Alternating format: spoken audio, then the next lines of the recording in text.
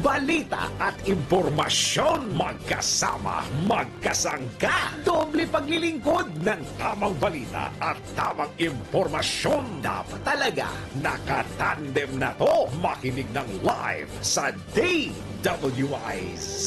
Naka-live din sa DWIZ Regional Integrated News. Panoorin ang live sa Aliw 23 at i-follow na sa social media DWIZ, Facebook at YouTube.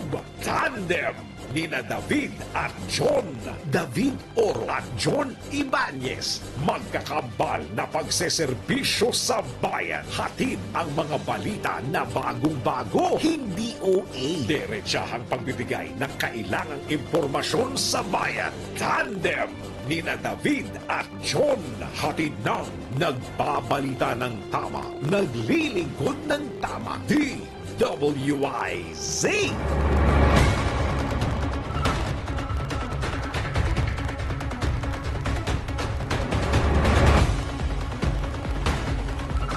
Narito na ang headlines para sa Tandem. Tandem! Hiling na taas presyo sa ilang pangunahing produkto, aprobado na nag-DTI. Tandem! Isang araw bago ang Traslasyon 2024, mga deboto dagsana sa Quiapo Church, Manila City Government, all systems go na. Tandem! Dating Pangulong Duterte itinanggi ang destabilization plot laban sa Marcos administration. Tandem! Investigasyon sa anomalya sa PUV Modernization Program aarangkada na sa Miyerkules. Tandem! Sa balitang pagkalakalan, foreign direct investments na Pilipinas sumabot na sa $5.88 billion. Tandem! Sa ibayong dagat, 11 katao patay sa panibagong pag-atake ng Russia sa Ukraine. Tandem! Balita naman sa mundo ng showbiz, kita sa takilya ng MMFF, umabot na sa 1 bilyong piso. Pagpapalabas sa sinihan extended. Tandem! At sa balita sa mundo ng sports, abangan syempre ang report ni Tandem Anthony Suntay. Tandem! Magandang umaga Luzon, Visayas, Mindanao, Mega Manila at sa buong mundo. Kayo rin po ay nakatutok dito sa Impila May Todong Lakas, DWIZ 882 at Aliw Channel 23. Ngayon pong araw na ito ng Lunes. Ngayon po ay Enero 8, taon 2023. Sa ngalan po nina David Oro at John Ibanez, kami po inyong mga magiging tagapaghatid balita. Drew Nasino. Ako naman po si Judith Estrada Larino. Tandem! At sa detalye nga ng mga balita, aprobado na ng Department of Trade and Industry ang hiling ng mga manufacturer na taasan ang suggested retail price ng ilang pangunahing bilihin. Ayon kay Trade and Industry Assistant Secretary Amanda Nograles, nasa 25 centavos hanggang 7 pesos 25 centavos ang dagdag sa presyo ng ilang food products. Ayon pa idinagdag ni ASEC Nograles na 6% ang average price increase kumpara sa 10% SRP hike sa pagitan ng 2022 at 2023. Kaugnay nito, nasa 63 produkto mula sa 217 mga bilihin ang magkakaroon ng taas presyo ngayong buwan dahil sa pagmahal ng raw materials at iba pang gastos sa operasyon ng mga manufacturer. Kabilang sa mga produktong magkakaroon ng taas presyo ang mga dilatang sardinas, gatas, kape, tinapay, instant noodles, bottled water, processed, mga canned meats, mga dilatang karne, mga corned beef at mga pampalasa sa pagkain at tataas din ang presyo ng sabon, kandila, maging ang baterya. Tandem! Pinag-aaralan na ng Department of Agriculture ang magpapataw ng suggested retail prices sa bigas sa gitna ng pagsirit ng presyo ng naturang produkto. Ayon kay Agriculture Spokesperson Arnel de Mesa, makakatulong ang SRP upang matiyak na magiging abot kamay ng mga mamimili ang presyo ng bigas. Kasunod naman ito ng inilabas na report ng Philippine Statistics Authority na nakapagtala ng pinakamabilis sa pagtaas ang rice inflation sa loob ng labing-apat na taon noong buwan ng Disyembre. Batay sa datos ng PSA, ang average na presyo ng regular milled rice noong Disyembre ay nasa 48.50 pesos ang kada kilo mula sa 46.73 pesos noong November 2023 na mas mataas kumpara sa 39.63 pesos kada kilo noong December 2022. Tandem! Kaugnay pa rin yan, dapat maging makatwiran at hindi masyadong mababa ang suggested retail price sa bigas. Ito naman ang iginiit ng grupong Federation of Free Farmers Cooperative o FFFC sa gitna ng plano ng Department of Agriculture na magtakda ng SRP sa bigas.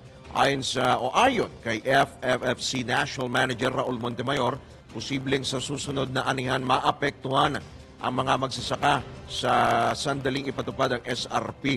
Idinagdag pa ni Montemayor na babawiin din ng mga trader ang lugi nila sa pamagitan ng pagbili ng mas murang palay sa mga magsasaka. Para naman sa samang industriya ng agrikultura o SINAG, posibleng may epekto sa importasyon ng bigas ang pagtatakda ng SRP. Tandem! Samantala, napadpad ang napakaraming tamban sa barangay Tinoto, Maasim, Sarangani. Sa video na ibinahagi ng isang residente, makikitang nagsisitalunan pa ang mga tamban sa Dalampasigan. Kaugnay nito, daan-daang mga residente ang nag-uwi ng 20 hanggang 30 kilo ng bawat maliliit na tamban mula sa Dalampasigan. Paliwanag ng mga expert, ito'y may kaugnayan sa biglaang pagbabago sa temperatura sa dagat, direksyon ng alon, at kakulangan ng plankton na makakain ng tamban. Tandem! Sa iba pang tampok na balita, umabot na sa mahigit 200,000 deboto ang dumaragsa sa simbahan ng Quiapo sa Maynila. Ito ayon sa Manila Police District, isang araw bago ang traslasyon ng itim na Nazareno. Kaugnay nito, wala na mga namomonitor ang MPD na untoward incident sa paligid ng simbahan at mapayapa rin nagtapos ang mga naunang misa. Samantala, umabot naman sa mahigit 5,000 deboto ang nagtungo sa ikalawang araw ng pahalik sa itim na Nazareno sa Quirino Grandstand kahapon. Tandem! Sa kaugnay na balita, all systems go na ang Manila City Government sa pagdaraos ng Traslasyon 2024 para sa pagdiriwang ng pista ng itim na Nazareno bukas. Ayon kay Manila Mayor Hani Lacuna, handa na sila para sa naturang taon ng okasyon na inaasahang dadaluhan ng milyong-milyong katolikong deboto ng itim na Nazareno. Umapela rin naman ang alkalde sa mga dadalo sa nasabing okasyon na gawin ang kanilang bahagi upang matiyak na payapa at maayos ang pagdiriwang. Nabatid na mismong si Mayor Lacuna ang personal na nag-inspeksyon sa magiging daloy ng mga aktibidad para sa mga nakaschedule na misa. Tandem!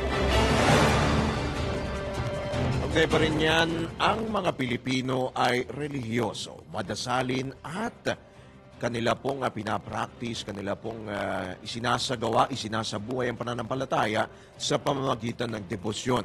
Ito naman ang binigyang diin ni Father Jerome Siciliano, rektor ng EDSA Shrine, kasabay ng nalalapit na pista ng itim na Nazareno bukas.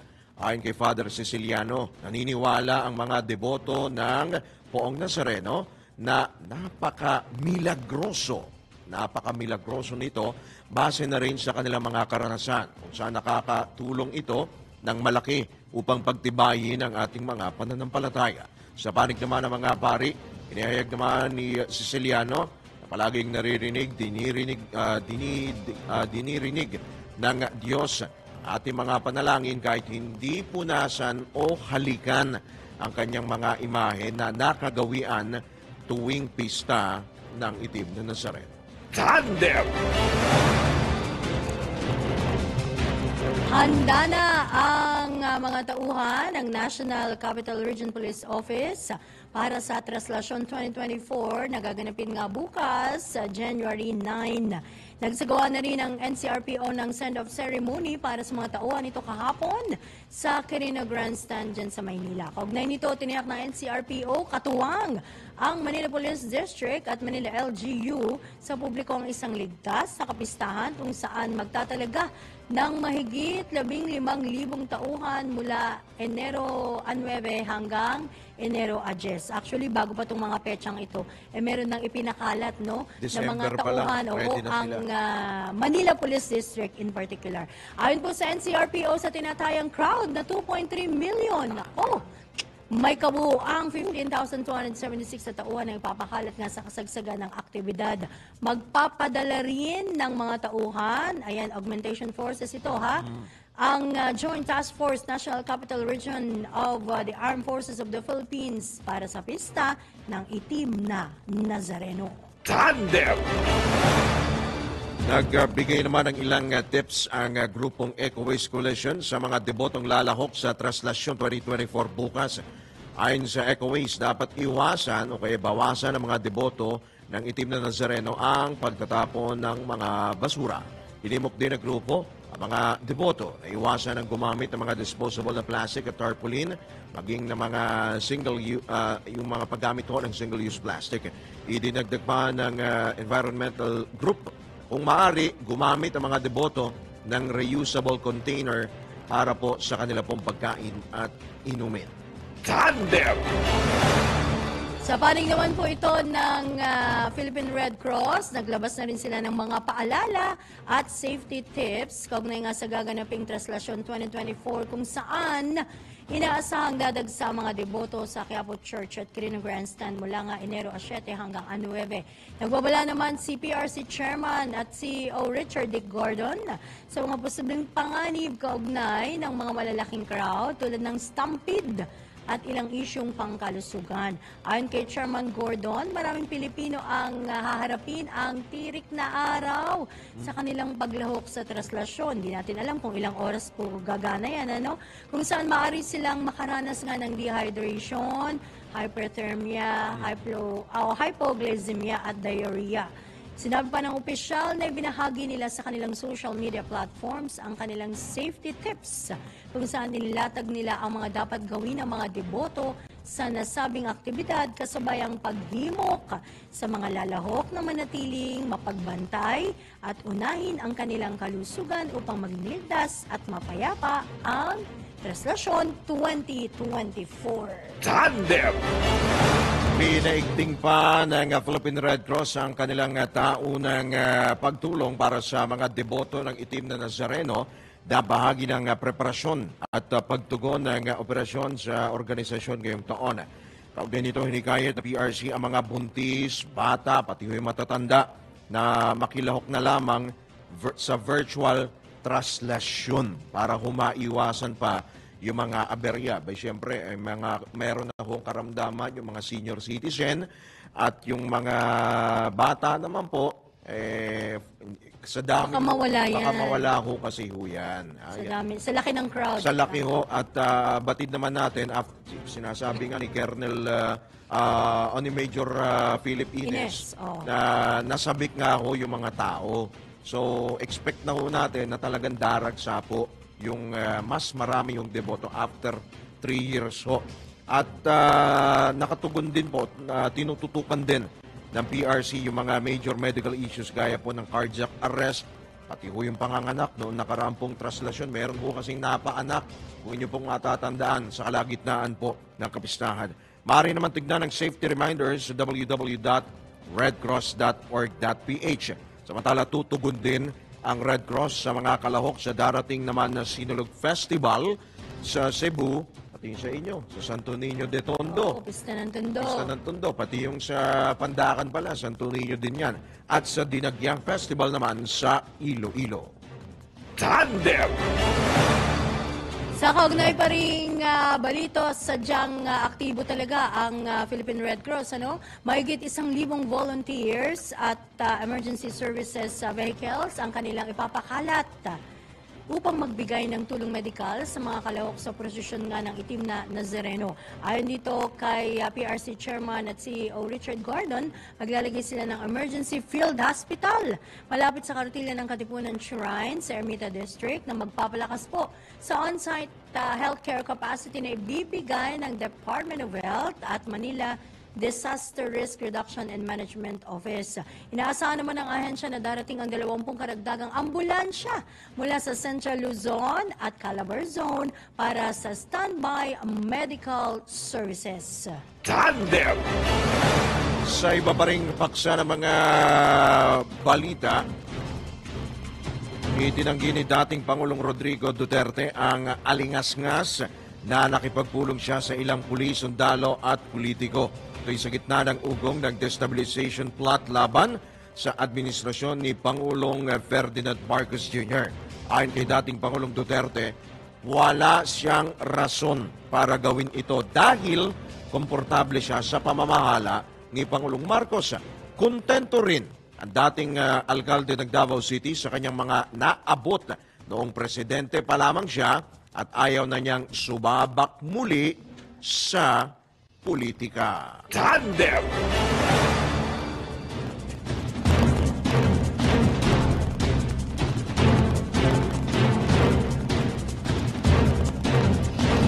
Sa kaugnay na balita, 20 minutong makalipas ang ika-6 ng umaga, pinaghahanap na ng Philippine National Police ang nasa likod ng umano'y destabilization plot laban kay Pangulong Ferdinand Bongbong Marcos Jr. Ito'y kasabay naman ang pagtanggi ng PNP gayon din ng Armed Forces of the Philippines sa report na wala na silang tiwala sa administrasyon.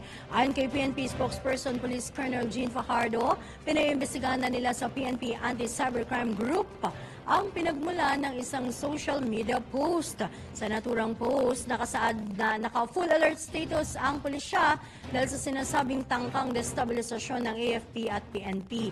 Abala ni Colonel Fajardo sa publiko, huwag maniwala sa mga hindi beripikadong impormasyon upang maiwasan ang anumang gulo. Tandem! Handa namang makipag-usap si Pangulong Ferdinand Marcos Jr. kay dating Pangulong Rodrigo Duterte. Ito ang kinumpirma ni Presidential Communications Office Secretary Cheloy Garafil sa gitna ng pagkakadawit sa pangalan ng dating Pangulo sa issue ng Sunshine Media Network International o SMNI.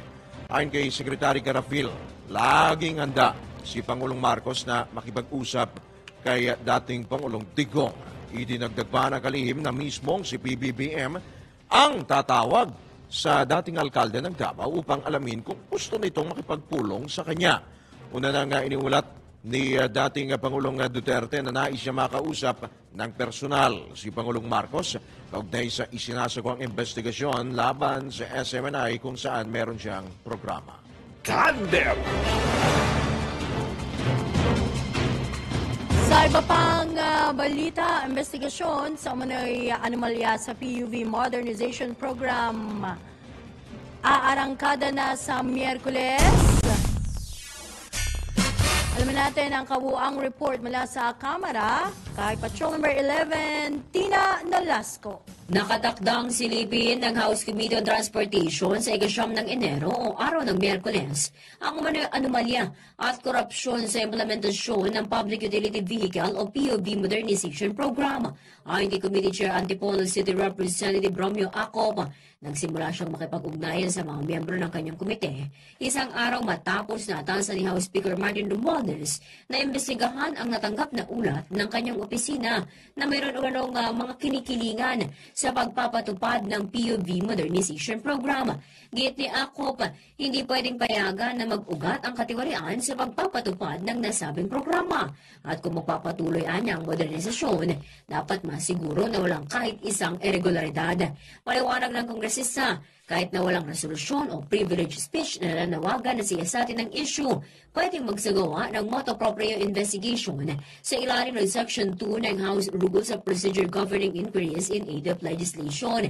Ibig sabihin, pwede ito lalo't kabuhayan anya ng ating mga kababayan ang nakasalalay sa epektibong pagpapatupad ng nasabing programa. Matatanda ang una ng sinabi ni Speaker Romualdez na mayroon umanong ulat na may mga transport officials na nakipagsabwatan sa mga dating opisyal ng ahensya para sa negosasyon ng importasyon ng modern jeepney units na ipapalit sa mga lumang jeep. Ito si Patrol 11. Tina Nolasco para sa impilang may tonong lakas ni WIZ. Nagbabalita ng tama, naglilingkod ng tama. Tandem! Okay pa rin niya ang plano ng pag-i-import naman ng modern jeepney mula China, pinagdududahan at binatikos na ang isang senador. Sino? Patrol 19, Celia Ortega Bueno. Binatikos at pinagdududahan ni Senator Rapi Tulfo ang pag-aangkat ng modern units ng jeepney mula pa sa China na ipampapalit sa mga lumang pampaserong jeep sa bansa alinsunod sa Jeepney Modernization Program. Ang kay Senator Tulfo, kaya naman ng isang local manufacturing industry ng jeepney ang gumawa ng isang kalidad na modern jeep sa mas mababang halaga kaya't kaduda-duda ang gagawin pang pag-angkat nito. Napagalaman ni Senator Tulfo na ang imported jeepney mula sa China ay nakakalaga ng 2.6 hanggang 2.9 million pesos bawat unit. Mas mahalit anya ito sa brand new unit na kayang gawin ng local company gaya ng Sarao at Francisco Motors na makagagawa lang ng brand new na pampaserong jeep sa halagang 900,000 hanggang 985,000 bawat isa. Sinabi ni Tulfo na aabot sa tinatayang 1.7 million per unit ang matitipid ng gobyerno kung pipiliin ang local manufacturer kaysa sa isang Chinese company. Bukod dito, kung nasa 900,000 lang ang halaga ng bibiling jeepney, mas kakayanin anya ng gobyerno ang subsidy para maipatupad ang modernization na walang gasto sa jeepney drivers at operators. Gate Tulfo, kapag sa bansa mismo natin ginawa ang modern jeepney, ito'y makakalika ng libu-libong trabaho para sa mga manggagawang Pilipino. Makatitiyak rin anya ang taong bayan na mapapanatili ang estilo, forma at disenyo ng jeep na siyang simbolo ng kultura ng ating bansa kapag ito'y gawang Pinoy. Kamahalagaan niyang isaalang-alang sa modernization program ang kapakanan ng mga Pinoy, lalo na ng mga pangkaraniwang jeepney drivers. Ito si Patrol 19, Celia Ortega Bueno para sa DWIZ, nagbabalita ng tama, naglilingkod ng tama. Kapag may bagong balita, naka-on air, agad-agad, DWIZ Patrol Report. Tandem nina David at John. David Oro at John Ibanez. Magkakambal na pagseserbisyo sa bayan. Tandem.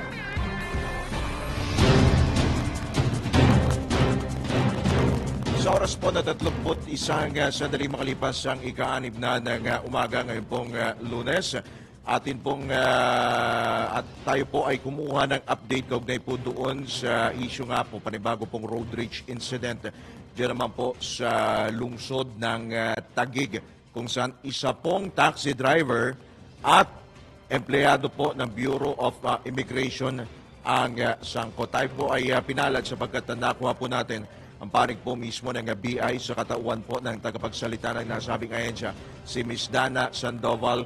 Magandang umaga po, Ms. Dana. Welcome po sa DWIC LU23. Drew Nasino po at Judith Estrada Larino. Good morning. Good morning po sa inyo. Good morning, Ms. Dana. Salamat sa pagkakataon. Apo. Yes po. Apo, yung pong nangyaring insidente dyan po sa may market sa Taguig. Though kanina ang binabanggit ho dito ay nagkaareglo na po.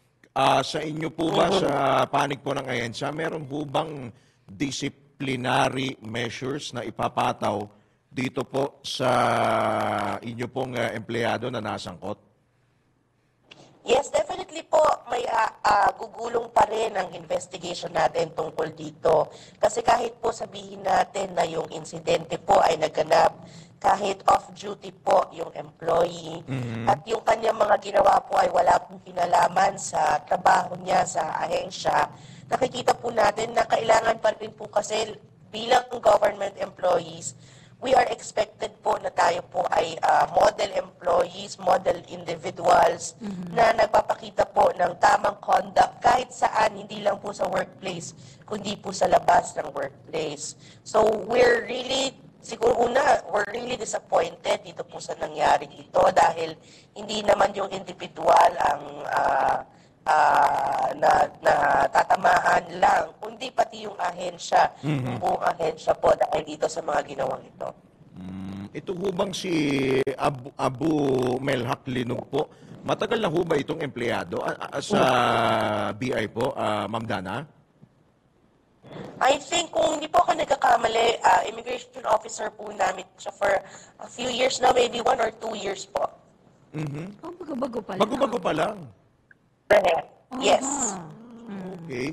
So ano ho ba ang kanya pong tungkulin? Ano ho ba yung particular ho na trabaho po niya sa BI, ma'am? Pwede ho ba naming malaman? Yes, siya po ay nakatalaga sa ating paliparan as a frontliner. Although nung insidente po ay hindi po siya naka-duty, pero pinakailangan pa rin po, expected pa rin natin na in our best behavior tayo anywhere we go. Okay. So sino ho ang kasama ho niya dito? Ma'am, totoo ba? Paki-confirm nga, ma'am. Buntis ba yung kasama ho niya? Asawa ho ba niya yon? Yung nakuha po natin na detalye, hindi pa po official because we got it po from yung mga kaibigan po natin sa media. But siguro po, today makakakuha na po tayo ng official information about it. Maaari pong makausap din siya ng ating opisina, ng Administrative Division po, para malinawan po kung ano po ang nangyari at kung ano po yung insidente. At makita po ng ating Administrative Division if maaari po siyang pumarap ng investigation at sanctions. Alright, so kuha kami ng follow-up report on that, Ma'am Dana, no, sa mga susunod na araw. In the meantime, kamusta po naman po yung inyong monitoring sa pagdating po, yung inyong record sa pagdating po ng mga kababayan nating nag-holiday abroad? Yes, marami-rami pa rin po ang mga bumabiyahe. Expected po natin. Historically, hanggang mga second week of January po, so this week po, marami-rami pa po ang mga bumabiyahe. Ngayon naman po, siguro magbabaliktad na yan. Dati po kasi before Christmas and New Year, ang marami po ang arrivals natin. Parang pumalo po sa around 50,000 a day yung arrivals natin. Ngayon po, ang expected natin, tataas po yung departures. Kasi po yung mga kababayan po natin na OFW as well as yung mga residente na po abroad, magsisibalikan na po sila sa kabila po mga workplaces. So we're expecting po, first week of January, second week of January po, mataas naman po yung ating departures. Yung mga nag-holiday pala, no, ng mga kababayan natin, kasama yung kanilang pamilya rin, na nakatira nga sa iba yung dagat na, no? Oo nga. Ang dami pala, no? Oo. Na-hit niyo ba yung target, ma'am? Na-hit ba? Ano ba yung target? Nalampasan ba natin yung pre-pandemic level? Sa arrivals po natin, ang expectation po natin nasa 1.4. Umabot po ng 1.5 ang arrivals natin. So very close na po yan sa pre-pandemic figure. So ang pre-pandemic po natin is 1.7 arrivals. Okay. So ngayon po, may nakita tayong 1.5 arrivals for the month of December. So we can siguro say na talagang nag-bounce back na ang international tourism saka ang travel sector after the pandemic. So we're really happy po na muli ng masigla siguro na matatawag yung atin pong mga paliparan nito pong nakaraang holiday season. Good. Okay. So ma'am, wala ho ba tayong naranasan pong mga aberya? Of course, yung pinakikita ho natin yung mga video. Ilang insidente. Actually, mga ilang insidente nga, no? May haba ng ng pila, di ba? Pero expected naman na rin siguro yan because talagang panahon ito yung season ika nga, Ma'am Dana. No? Wala ho ba tayong mga na-record po ng mga ganon, additional mga untoward incidents or mga aberya po?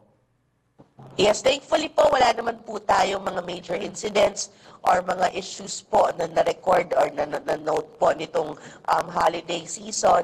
And we're hoping po na tuloy-tuloy po ito because marami po tayong measures na nilagay po natin in place para maiwasan po yung mga ganitong problema lalo po ngayong peak season kasi alam natin na ito na siguro yung parang graduation na. Ito yung culminating activity po na ating mga immigration. Kasi ito talaga yung pinakamaraming babiyahe for the entire year. Lalo pa po may revenge travel. So right after the pandemic, ito talaga yung upos ng bilang po ng mga bumabiyahe.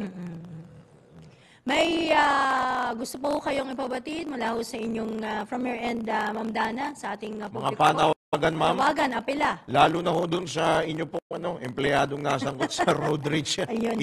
Naku, ma'am. Opo, paalala rin ho siyempre, hindi lamang ho dun sa empleyado nyo kay Linog, no, sa iba pa nyong mga empleyado rin.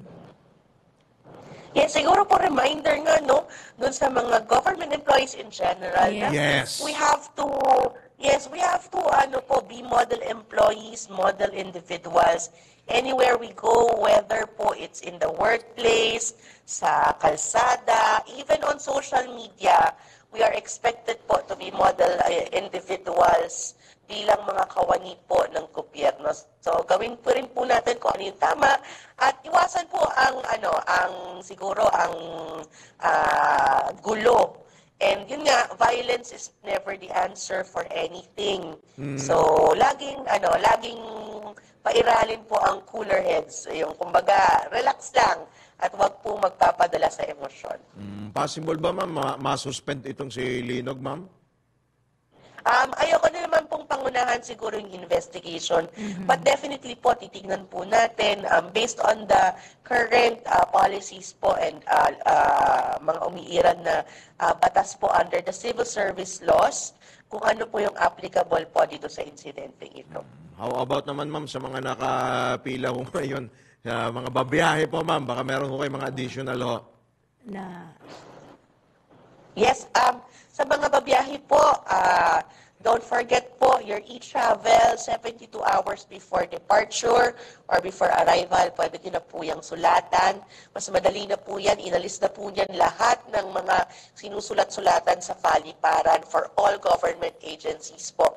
Magkakasama na po siya in one platform. So 72 hours prior to departure or arrival, pwede nyo na pong sulatan yan. Pag aalis po, it's a reminder po na you have to be at the airport 3 hours before, nag-check-in na po kayo, and diretso na po kayo sa immigration area. Kasi ngayon po, hanggang mga second week po of January, expected po talaga natin na medyo marami-rami po talaga ang mga bumabiyahe ngayon dahil ito po ang peak season. But you can be assured naman po na fully manned yung ating mga counters. We have additional people po na isinalang po natin dyan para masigurado po na smooth sailing po ang ating operations sa lahat po ng paliparan nationwide. Alright. Yun, good. Sige po. Good luck po sa inyo, Ma'am Dana, at marami pong salamat. Magandang umaga po sa inyo. Anytime po, salamat po and good morning. Salamat po. Anytime din po, hihingi din po kami ng update sa inyo. Alright, yan po, inyo pong napakinggan, inyo po nato ngayon, si Ms. Dana Sandoval, ang spokesperson ng Bureau of Immigration. Tandem! Sa pagpapatuloy pa rin ng mga balita, bukas ang Department of Transportation sa panawagang investigahan sa Kongreso ang Public Utility Vehicle Modernization Program. Ayon kay Transportation Secretary Jaime Bautista, maaari nilang iulat sa mga mababatas ang kanilang susunod na hakbang sa modernization ngayong tapos na ang yung consolidation deadline ng mga franchise. Idinagdag pa ni Secretary Bautista na hindi niya maintindihan ang aligasyon na mayroong korupsyon sa programa, gayong mapapabuti naman nito ang sitwasyon ng mga commuter. Samantala, inihayag din ng opisyal na pinag-aaralan na nila ang pagbibigay sa mga operator na nakapag-consolidate na ng, ng hanggang 2 hanggang 3 taong palugit para mag-modernize ng mga PUV. Tandem!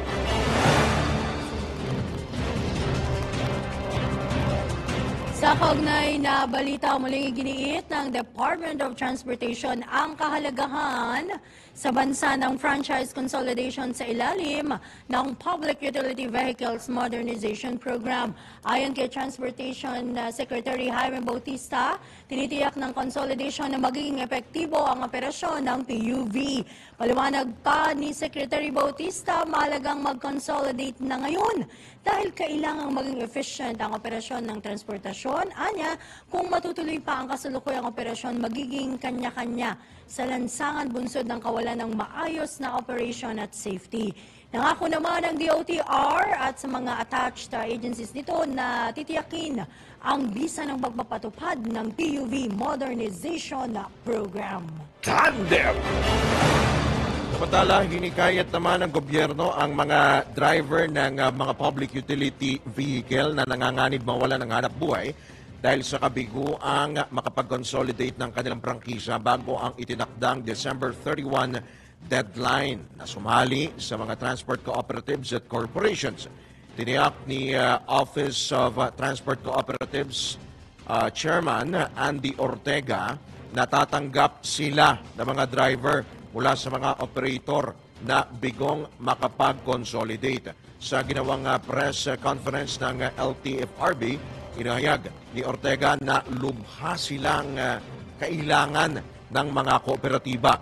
Nakikipag-ugnay na rin ang DOTR-OTC sa ilan sa pinakamalaking confederations ng transport cooperative sa bansa na siguruhing kukuha o nasiguradong kukuha at tutulong sa mga PUV drivers.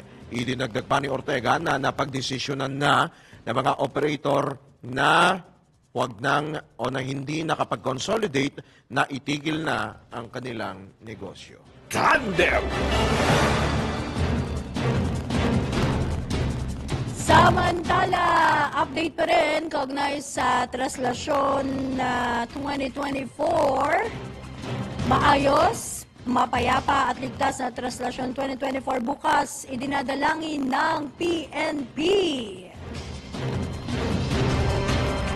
Alright, babalikan natin ang bahaging yan. Ihatid sana yan, no? Ni Patrol 17 Jopel Pelenio. Samantala, sa kaunti pa rin balita, LTFRB muli namang ipinaalala ang Safe Spaces Act sa mga pasahero ngayong traslasyon 2024. Detalye naman ihatid ni Patrol 30 Jelly Mendez.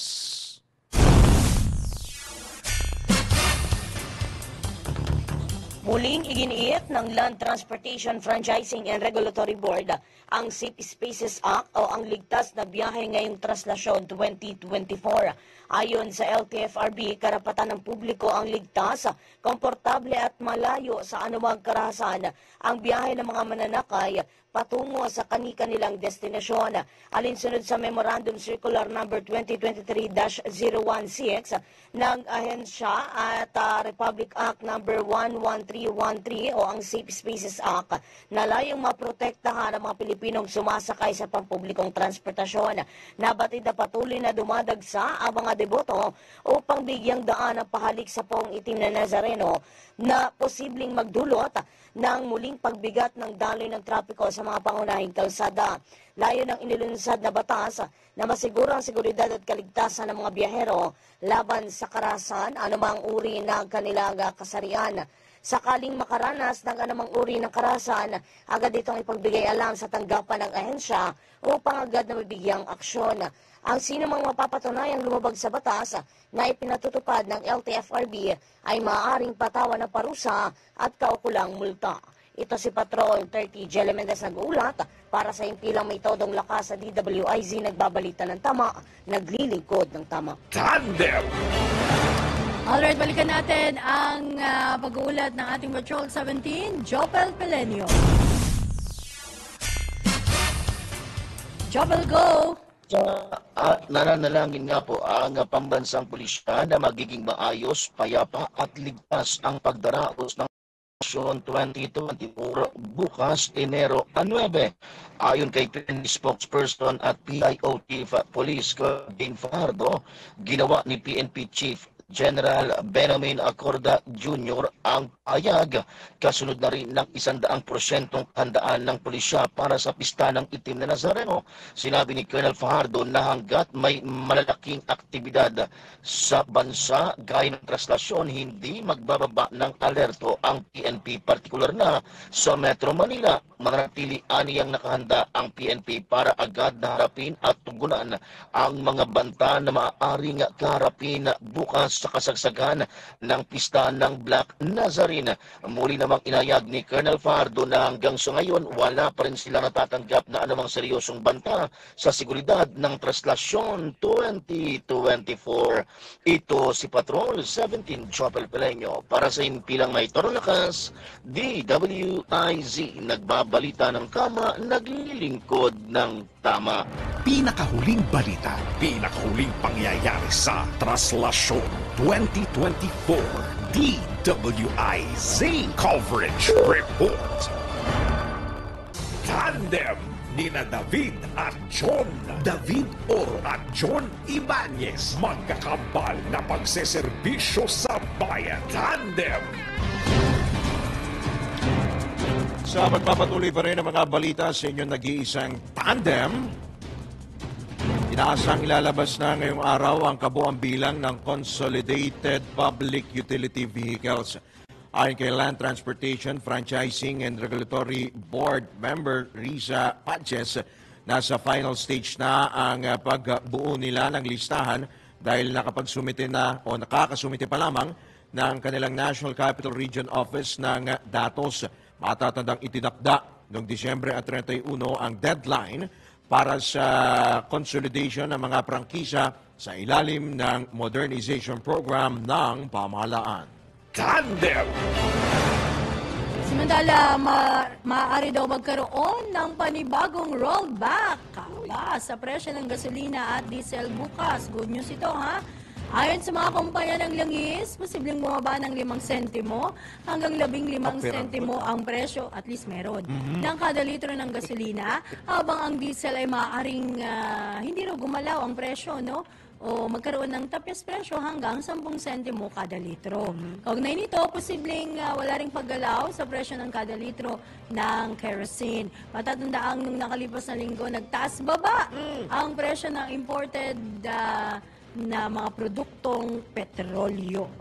Tandem. Sa iba pa ring balita, naniniwala si Senador Francis Cheese Escudero na dapat imbestigahan muna ang nangyaring malawakang power outage sa Western Visayas noong Enero 2 sa halip na manisi o magsisihan agad. Sa halip na sisihin ng National Grid Corporation of the Philippines. Taliwas ito sa pahayag ni Pangulong Ferdinand Marcos Jr. na ang punot dulo ng malawakang power outage sa isla ng Panay at ilang mga karating isla ay dahil sa kapabayaan umano ng NGCP.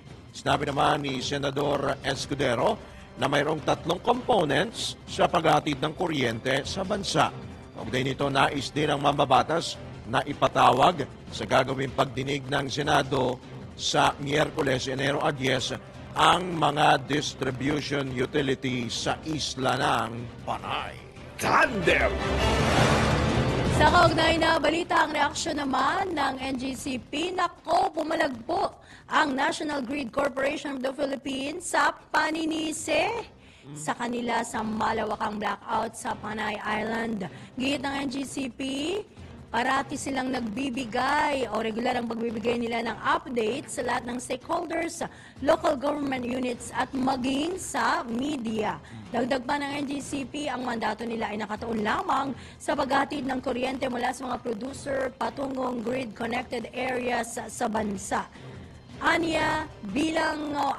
Bilang transmission service provider, maaari lamang silang magbigay ng overview ng kasalukuyang sitwasyon sa supply at demand, gayon din ang pagdidispatch sa paggamit ng kuryente. Hindi rin sila maaring makialam sa mga usapin ng power generation. Binigyan din pa ng grid operator ang hindi planadong shutdown ng power generators, ang malinaw na dahilan ng black out sa Panay Island. Tandem! Paidagdag ko lang dyan, Tandem Judith, yung sa brownout hoodie, yung blackout hoodie. Blackout. Blackout. Kaya pala ang sabi ng mga kasama natin dyan good morning nga pala, mga taga Negros naman, si taga Bacolod, si Kuyang Nash Denoy. Ay, Kuya Nash, Kumusta good nga pala, morning. nag-brownout din pala sila.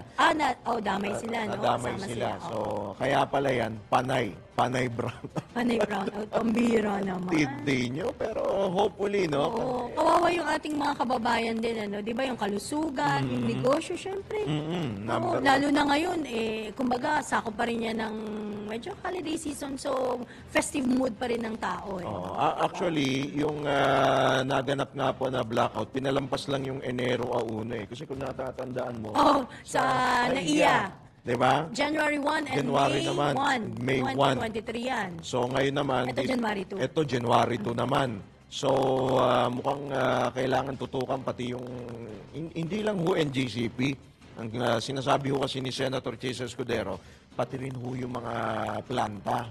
Aba, number... O kung ilang taon na rin nag-ooperate yung mga yan di ba? Nakakapagtaka. Napapagod na rin.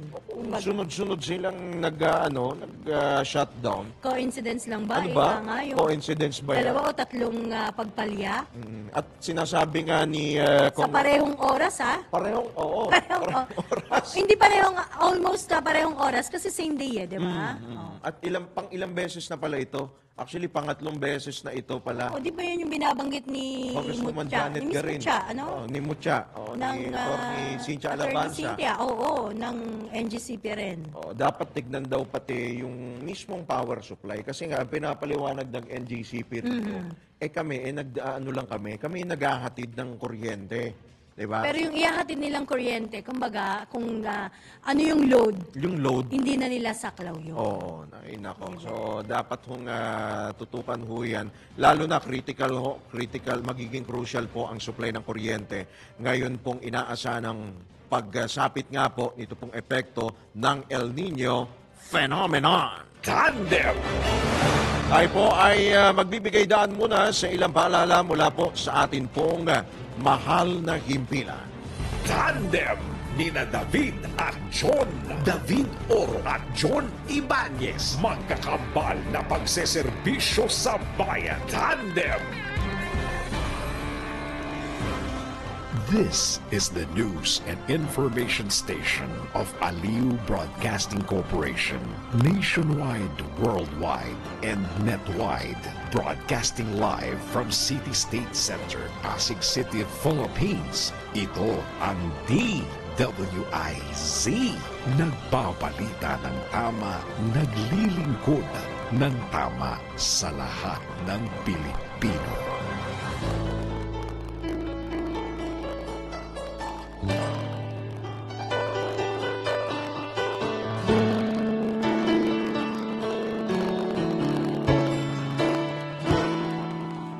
Sa oras pong ganap na alas 7 na ng umaga, ating pong pakinggan, ating puntungayan, ang mensahe po, ang food for thought. Ngayon pong araw na ito ng Lunes, mula po sa ating ama ng himpilan na si Boss Edgar A. Cabangon.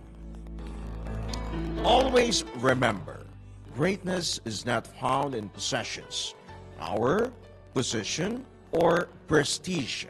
It is discovered in goodness, humility, service, and character. Think good, think God, thank God. Have a great week ahead. God bless you. Yan po ang mensahe po mula po sa ating ama ng himpilan na si Boss D. Edgar A. Cabang.